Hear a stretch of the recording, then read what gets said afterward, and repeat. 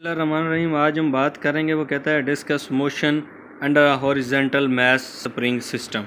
यानी एक mass spring system जो है उसकी जो मोशन होती है हॉरिजेंटली, वर्टिकली नहीं, हॉरिजेंटली, जैसे ये एक्स एक्सिस के अलॉन्ग दिखाई दे रहा है आपको, उसकी जो मोशन है हमने उसको डिस्कस करना है। सबसे पहले मैं ये आपको पिक्चर दिखाता हूँ। देखिए, मैंने मास स्प्रिंग सिस्टम बनाया, स्प्रिंग बनाया, उसके साथ मास बांधा, एक्स इज इक्वल टू 0, ये उसकी मेन पोजीशन है। मैं उसको लेके गया यहाँ पर x is equal to x not यानी मैक्सिमम पर। मैंने जाके यहाँ से छोड़ा। अब ये क्या करेगा, ये अपनी ऐसे ऐसे ये मेन पोजीशन के गिर्द आगे भी पीछे भी वाइब्रेशंस करता हुआ मेन पोजीशन पे आकर रुक जाएगा। तो ये जो उसकी होगी, ये x is equal to x not है, ये भी जो है उसकी नेगेटिव में यानी बैकवर्ड आप ले लें, वो मैक्सिमम है, लेकिन इसको मिनिमम कैलकुलेट करते हैं और उसको हम मैक्सिमम लिखेंगे। वो पॉजिटिव में वैल्यू या नेगेटिव में जाती है वैल्यू।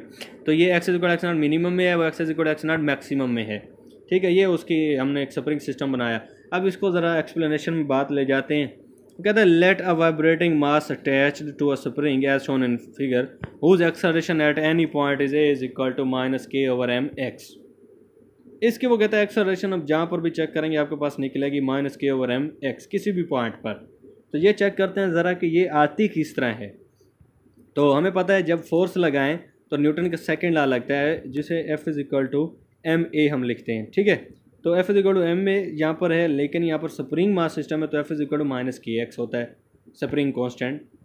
तो इन दोनों इक्वेशंस को किया कंपेयर एक्सेलरेशन की वैल्यू निकालने के लिए। तो m a is equal to हो गया माइनस के एक्स। तो ए की वैल्यू निकाले तो एम इधर आके डिवाइड हो जाएगा हमारे पास। तो ए इज इक्वल टू आ जाता है minus k over m x. ये वो वैल्यू जो उसने लिखी है। तो ये इस तरह से निकलती है कि एक्सेलरेशन की वैल्यू आप किसी भी पॉइंट पर लेंगे तो आपके पास आ जाएगी ए is equal to minus k over M और एक्स।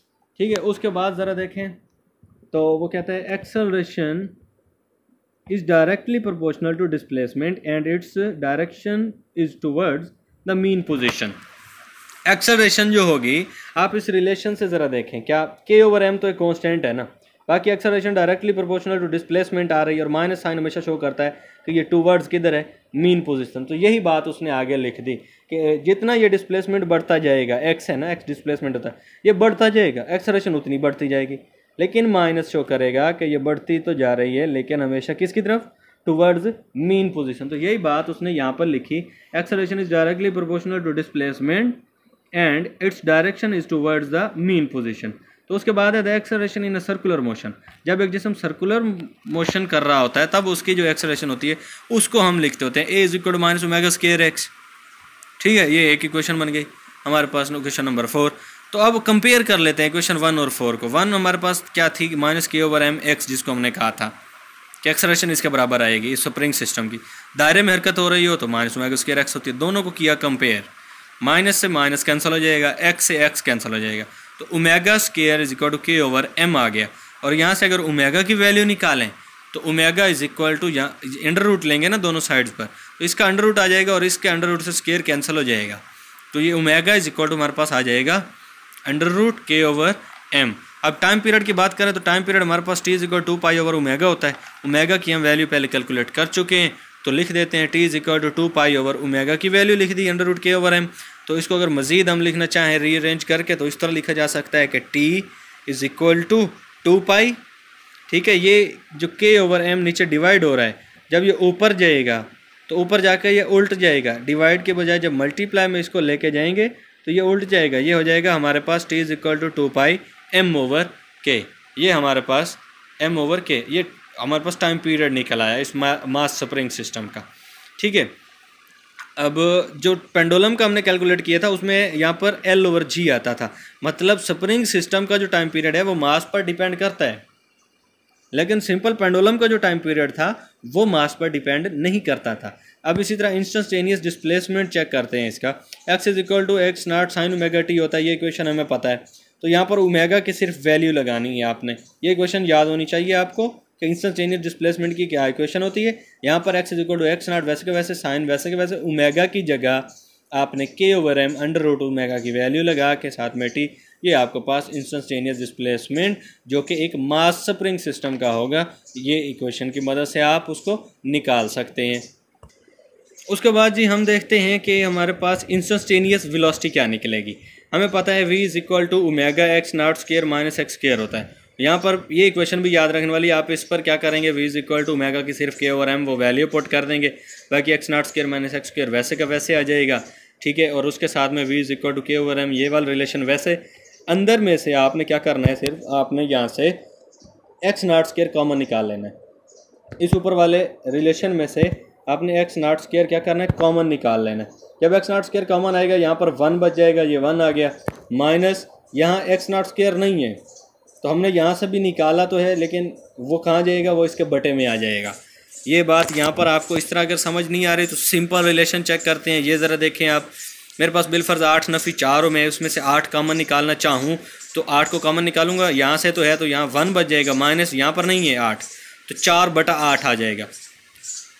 अब ये होना चाहिए कि मैं 8 को जब इससे ज़रब करूँ तो मेरे पास अंदर यही ऊपर वाला रिलेशन बच जाए। क्या बचता है आइए चेक करते हैं।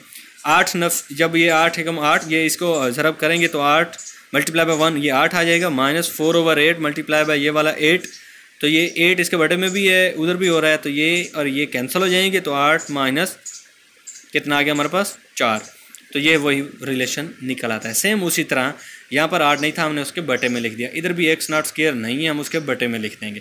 जब इसको अंदर मल्टीप्लाई करेंगे तो हमारे पास वही रिलेशन दोबारा बन जाएगा, ठीक है। तो अब क्या है, v is equal to x naught, ये अंदर स्क्वायर में है, अंडर रूट में है, अंडर रूट से इसका स्क्वायर कैंसिल हो जाएगा, जब ये बाहर आएगा तो एक्स नाट बन जाएगा, तो k ओवर m, ये k ओवर m वैसे का वैसे आ जाएगा, और अंदर हमारे पास 1 minus x square over x not square under root में है, तो ये इक्वेशन बन गई। इसको मैं इक्वेशन स्टार का नाम दे लेता हूँ। अब मैं चेक करता हूँ मैक्सिमम वेलोसिटी। मैक्सिमम वेलोसिटी हमें पता है एट एक्सट्रीम पोजीशन वेलोसिटी 0 हो जाती है, तो मैक्सिमम वेलोसिटी होती है जब x इज इक्वल टू 0 हो। इन अदर वर्ड्स यानी मीन पोजीशन पर वेलोसिटी क्या होती है, वेलोसिटी होती है मैक्सिमम, ठीक है। तो मैं उसी को मीन पोजीशन को डिस्कस करता हूँ। तो क्या है, x is equal to 0 put करना है हमने, x नॉट नहीं, x is equal to 0 put करना है। तो ये जो रिलेशन है हमारे पास, अब क्योंकि मैक्सिमम वेलोसिटी फाइंड आउट करना चाह रहा हूँ तो v को मैं v नॉट लिखूंगा क्योंकि मैक्सिमम निकाल रहा हूँ ना। तो ये मेरे पास v not is equal to x not वो वैसे का वैसे, k ओवर m वैसे का वैसे, अंडर रूट लगाया 1 वैसे का वैसे, माइनस एक्स स्क्वायर जहाँ पर था वहाँ पर x is equal to 0 put करना है तो 0 लिख देता हूँ। अब क्या हो जाएगा, ये वाला जो फैक्टर है 0 ओवर समथिंग ये तो हो जाएगा 0, यहाँ पर 1 बच गया, 1 इस वाले से मल्टीप्लाई होगा तो ये सारा फैक्टर मल्टीप्लाई बाय 1, तो ये सारा फैक्टर है x not k over m, ये वाला जवाब आ जाएगा v नॉट। तो v नॉट हमारे पास मैक्सिमम वेलोसिटी निकल आई एक्स नॉट और under root k over m के बराबर। तो उस वाले स्टार इक्वेशन में देखें तो x not k over m आता है ना हमारे पास, तो ये हमारे पास जब बराबर आ रहा है v नॉट के, तो इस इक्वेशन में इसकी जगह हम क्या लिखते हैं, v नॉट। ये बात देखें ज़रा, putting value of v not in equation star, ये v नॉट इसके बराबर आया, तो इक्वेशन स्टार में इतना जो फैक्टर आपके पास मौजूद है वहाँ पर आप क्या लिख रहे हैं, v नॉट।